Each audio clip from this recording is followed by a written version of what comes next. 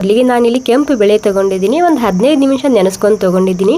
ಈ ಕೆಂಪು ಬೇಳೆ ಬದಲಾಗಿ ನೀವಿಲ್ಲಿ ಹೆಸರು ಬೇಳೆ ಅಥವಾ ತೊಗರಿ ಬೇಳೆ ಕೂಡ ಹಾಕೋಬೋದು. ಇವಾಗೇನಿಲ್ಲ, ಬೇಯೋದಕ್ಕೆ ಎಷ್ಟು ಬೇಕಷ್ಟು ನೀರನ್ನ ಸೇರಿಸ್ತಿದ್ದೀನಿ. ಅದ್ರ ಜೊತೆಗೆ ಒಂದು ಈರುಳ್ಳಿ ಸೇರಿಸ್ತಿದ್ದೀನಿ, ದಪ್ಪನೆ ಕಟ್ ಮಾಡ್ಕೊಂಡು ಹಾಕೋಬೇಕು. ಮತ್ತು ಒಂದು 2 ಟೊಮೆಟೋನ ದಪ್ಪ ಕಟ್ ಮಾಡ್ಕೊಂಡು ಹಾಕೊತಿದ್ದೀನಿ. ಮತ್ತು ಖಾರಕ್ಕೆ ತಕ್ಕಂತೆ ಅಥವಾ ರುಚಿಗೆ ತಕ್ಕಂತೆ ಮೆಣಸಿನ್ಕಾಯಿ ಹಾಕೊತಿದ್ದೀನಿ. ನೋಡ್ಕೊಂಡು ಹಾಕೊಳ್ಳಿ ಖಾರನ ನೀವಿಲ್ಲಿ. ಮತ್ತು ಅರಿಶಿಣ ಮತ್ತು ಉಪ್ಪು ಕೂಡ ನಾನಿಲ್ಲಿ ಸೇರಿಸ್ತಿದ್ದೀನಿ. ಇವೆಲ್ಲ ಸಾಮಗ್ರಿ ಮಿಕ್ಸ್ ಮಾಡ್ಕೊಂಡು ಒಂದು 3-4 ಸೀಟಿ ಹೊಡೆಯೋದಕ್ಕೆ ಕುಕ್ಕರ್ದಲ್ಲಿ ಇಡ್ತಿದ್ದೀನಿ ಮುಚ್ಚಿ. ಇವಾಗ ಇಲ್ಲಿ ಮೆಂತ್ಯ ಸೊಪ್ಪು ನಾನು ಕ್ಲೀನಾಗಿ ತೊಳೆದು ಸಣ್ಣದಾಗಿ ಕಟ್ ಮಾಡ್ಕೊಂಡು ಇಟ್ಕೊಂಡಿನಿ, ವಿಡಿಯೋ ದೊಡ್ಡದಾಗುತ್ತೆ ಅಂಥೇಳಿ. ಇಲ್ಲಿ ಬೇಳೆ ಕೂಡ ಬೆಂದಿದೆ, ಒಂದು 3 ಸೀಟಿ ಹೊಡ್ಸ್ಕೊಂಡು ನಾನು ಮೀಡಿಯಮ್ ಗ್ಯಾಸ್ನಲ್ಲಿ. ಈ ಬೇಳೆ ಜಲ್ದಿ ಬೇಯುತ್ತೆ ನೋಡಿ. ಟೊಮೆಟೊ ಯಾಕೆ ದಪ್ಪ ಕಟ್ ಮಾಡ್ಕೊಂಡು ಹಾಕಬೇಕಂದ್ರೆ ನೋಡ್ತಿರ್ಬೋದು, ಹಾಗೆ ಕಾಣ್ತಿದೆ ಟೊಮೆಟೊ ಕರಗಿಲ್ಲ ಅದು. ಹೀಗಾಗಿ ಮೊದಲೇ ದಪ್ಪನೇ ಕಟ್ ಮಾಡ್ಕೊಂಡು ಸೇರಿಸ್ಬೇಕು. ಒಂದು 3 ಚಮಚ ಎಣ್ಣೆ ಹಾಕೊಂಡಿನಿ. ಎಣ್ಣೆ ಬಿಸಿ ಆದಮೇಲೆ ಜೀರಿಗೆ, ಸಾಸಿವೆ. ಇವಾಗ ಜೀರಿಗೆ ಸಾಸಿವೆ ಹಾಕೊಂಡಾದ್ಮೇಲೆ ಚಟಪಟ ಅನ್ನಬೇಕು. ಇವೆರಡು ಸ್ವಲ್ಪ ಸಿಡಿದಾದ್ಮೇಲೆ ನಾನಿಲ್ಲಿ ಬೆಳ್ಳುಳ್ಳಿ ಸೇರಿಸ್ತಿದ್ದೀನಿ. ಒಂದು ಬ್ಯಾಡಗಿ ಮೆಣಸಿನ್ಕಾಯಿ ಮತ್ತು ಕರಿಬೇವಿನ ಸೊಪ್ಪು ಸೇರಿಸ್ತಿದ್ದೀನಿ ಸ್ವಲ್ಪನೇ. ಇವಾಗ ಏನಿಲ್ಲ, ಎಲ್ಲ ಸೇರಿಸಿ ಹಸಿ ವಾಸನೆ ಹೋಗೋ ತನಕ ಹುರ್ಕೊಂಡು ತೊಗೋಬೇಕು. ಒಂದು ಸ್ವಲ್ಪ ಇಂಗು ಕೂಡ ನಾನಿಲ್ಲಿ ಸೇರಿಸಿದ್ದೀನಿ.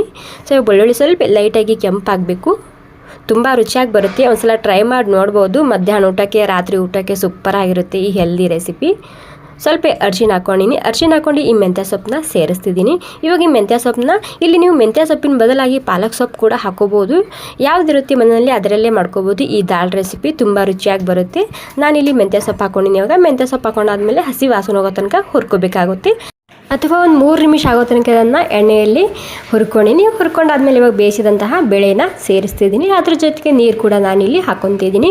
ನೀರನ್ನ ನೋಡ್ಕೊಂಡು ಹಾಕೋಬೋದು. ನೀವು ಇಲ್ಲಿ ಗಟ್ಟಿ ಬೇಕು ತಿಳಿಬೇಕು ನೋಡ್ಕೊಂಡು ನೀರನ್ನ ಹಾಕ್ಕೊಂಡು ಅಡ್ಜಸ್ಟ್ ಮಾಡ್ಕೋಬೋದು. ಓಕೆ, ನಾನು ಸ್ವಲ್ಪ ಗಟ್ಟಿನೇ ಮಾಡ್ತೀನಿ, ಯಾಕಂದರೆ ಇದು ಚಪಾತಿ ರೊಟ್ಟಿ ಕೂಡ ತುಂಬಾ ರುಚಿಯಾಗಿರುತ್ತೆ. ಅಂದರೆ ಚಪಾತಿ ರೊಟ್ಟಿ ಕೂಡ ಹಾಕ್ಕೊಂಡು ತಿನ್ಬೋದು ಈ ಸಾಂಬಾರು. ಇವಾಗ ಇದಕ್ಕೆ ರುಚಿಗೆ ತಕ್ಕಷ್ಟು ಉಪ್ಪು ಸೇರಿಸ್ತಿದ್ದೀನಿ. ನಾವು ಮೊದಲೇ ಕೂಡ ಹಾಕಿರ್ತೀವಿ ಉಪ್ಪು ಬೇಳೆ ಬೇಯಿಸುವಾಗ, ಹೀಗಾಗಿ ನೋಡ್ಕೊಂಡು ನೀವು ಇಲ್ಲಿ ಉಪ್ಪನ್ನ ಸೇರಿಸಬೇಕಾಗುತ್ತೆ. ಇವಾಗೇನಿಲ್ಲ, ಎಲ್ಲ ಸಾಮಗ್ರಿ ಸೇರಿಸಿ ಒಂದು 5 ನಿಮಿಷದನ್ನು ಮೀಡಿಯಮ್ ಗ್ಯಾಸ್ನಲ್ಲಿ ಕುದಿಸ್ಕೊಂಡು ತೊಗೊಂಡ್ರೆ ನಮ್ಮ ರುಚಿಯಾಗಿರುವಂತಹ ಹೆಲ್ದಿಯಾಗಿರುವಂತಹ ಮೆಂತ್ಯ ಸೊಪ್ಪಿನ ದಾಲ್ ರೆಸಿಪಿ ತಯಾರಾಗುತ್ತೆ ನೋಡಿ. ಎಲ್ಲನೂ ಸೇರಿಸಿ ಒಂದು 5 ನಿಮಿಷ ಮೀಡಿಯಮ್ ಗ್ಯಾಸ್ನಲ್ಲಿ ಕುದಿಸ್ಕೊಂಡು ತೊಗೊಂಡಿದ್ದೀನಿ. ಸ್ವಲ್ಪ ಕೊತ್ತಂಬರಿ ಸೊಪ್ಪು ಸೇರಿಸ್ತಿದ್ದೀನಿ.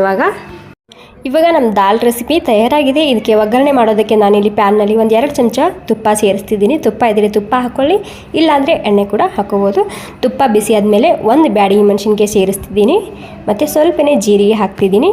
ಮತ್ತು ಒಂದು ಸ್ವಲ್ಪನೇ ಇಂಗು ಸೇರಿಸ್ತಿದ್ದೀನಿ. ಇವಾಗ ಗ್ಯಾಸ್ ಬಂದ್ ಮಾಡ್ಕೊತಿದ್ದೀನಿ ನಾನು.